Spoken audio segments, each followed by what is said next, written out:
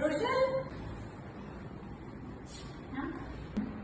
இந்த பக்கம் போறீங்க அந்த பக்கம் போறீங்க துரு துரு பம்பர மாதிரி வேலை செய்றீங்க அப்ப என்ன பண்றீங்க?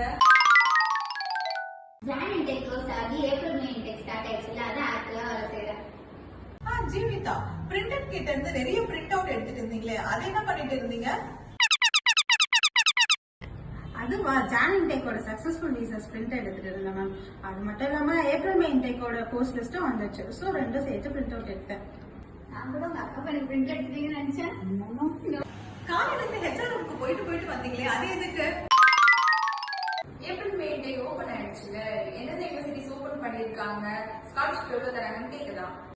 அப்ப 3 பேரும் மாறி மாறி கீழே மேல போயிட்டு வந்தீங்களே அது எதுக்கு?